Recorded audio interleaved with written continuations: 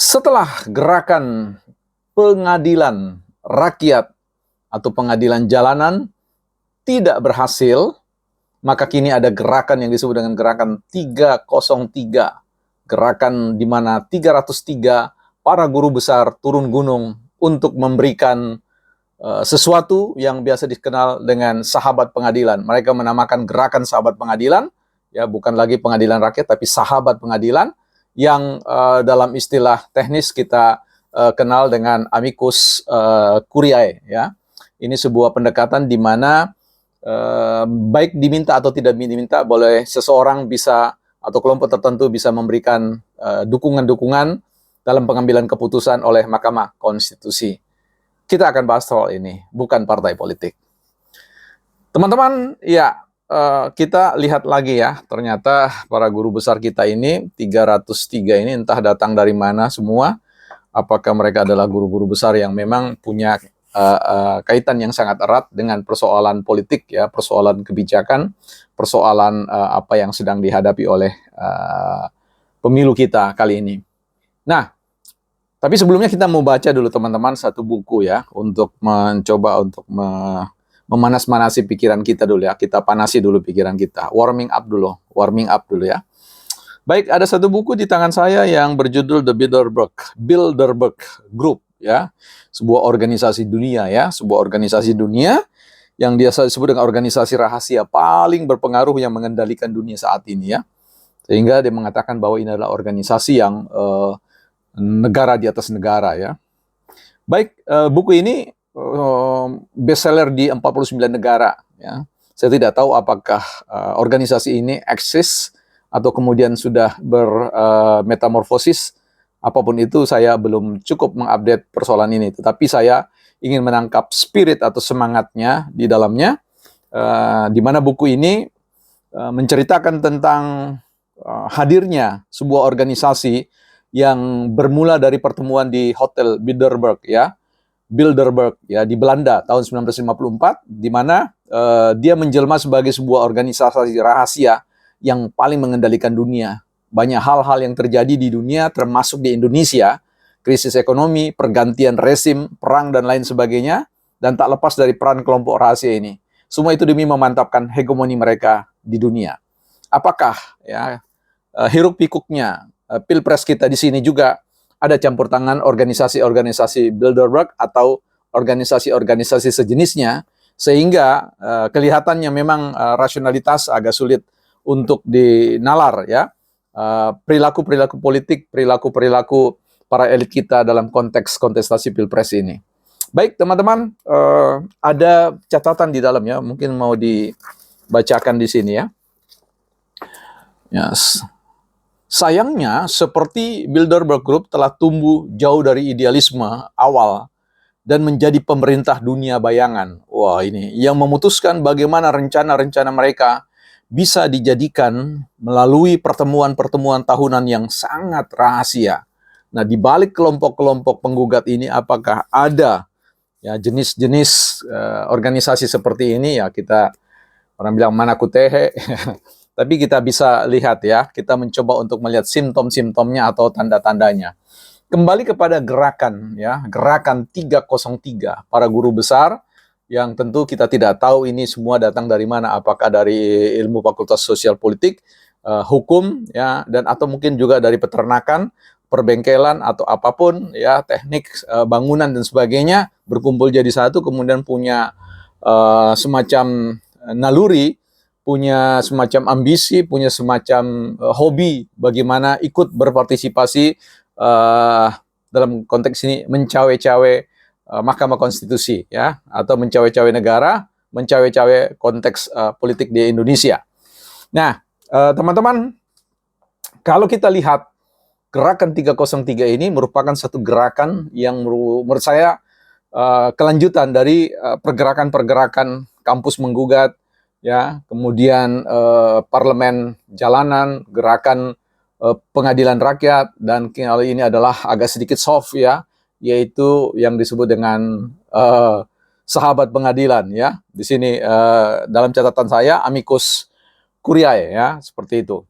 Nah, teman-teman, saya ingin melihat dulu, menengok apa yang Skinner sampaikan dalam teori apa yang disebut dengan teori pengkondisian operan, ya. Dalam konteks itu saya ingin meminjam cara berpikirnya atau semangatnya bahwa perilaku seseorang itu bisa diarahkan dengan suatu pengkondisian tertentu, ya.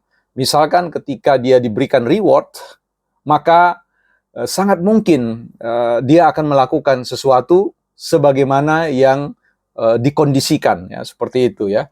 Ketika misalkan dia akan dikondisikan akan mendapatkan hukuman, biasanya perilakunya akan menjauhi apa yang bisa mendatangkan hukuman itu. Nah, dalam konteks ini kita lihat misalkan ada beberapa. Ketika petitum itu dibacakan oleh kelompok penggugat, kita lihat bagaimana konteks teori pengkondisian ini kemudian masuk di situ.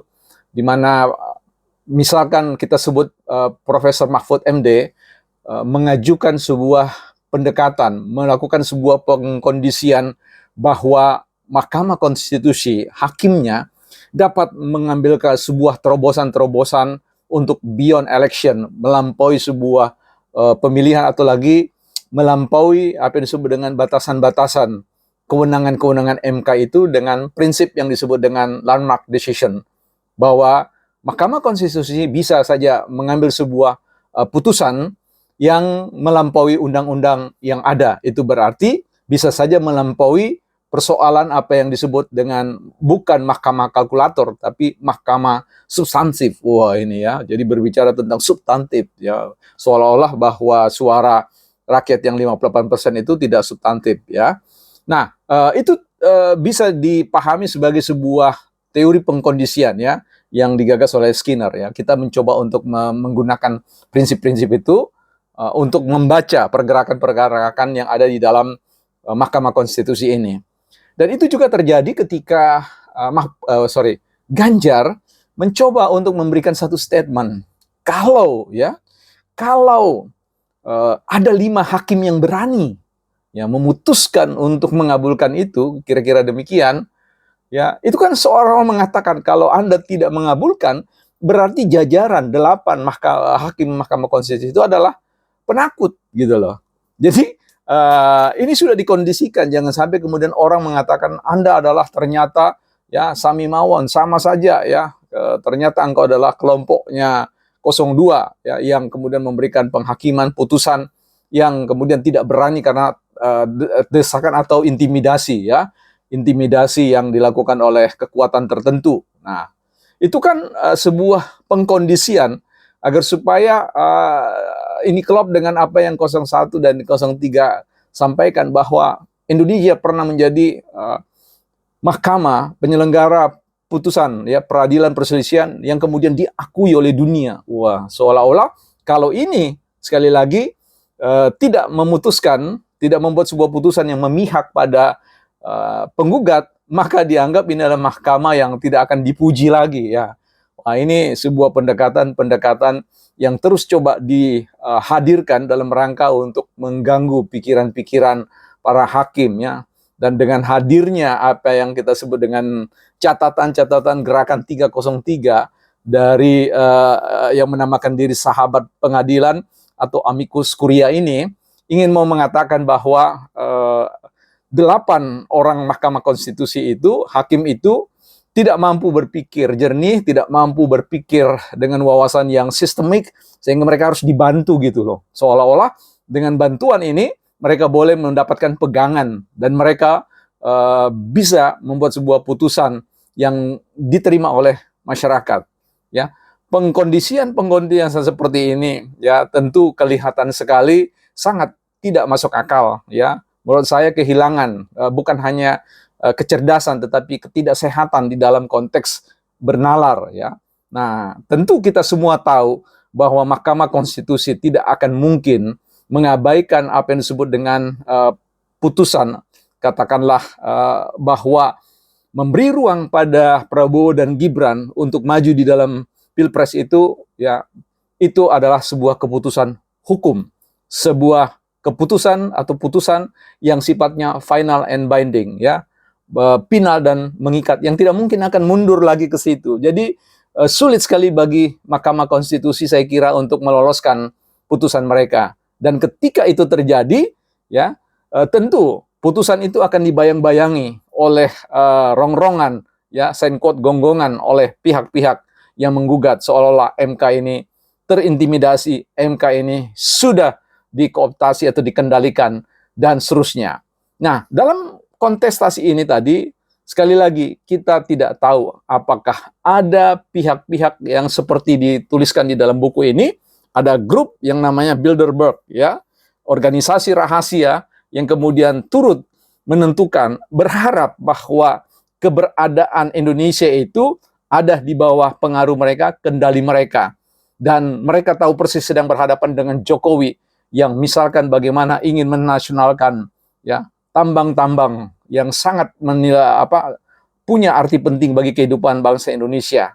Bisa saja ada kaitannya seperti itu. Kita akan coba lihat terus-menerus dari satu step ke step yang lain, bukan partai politik.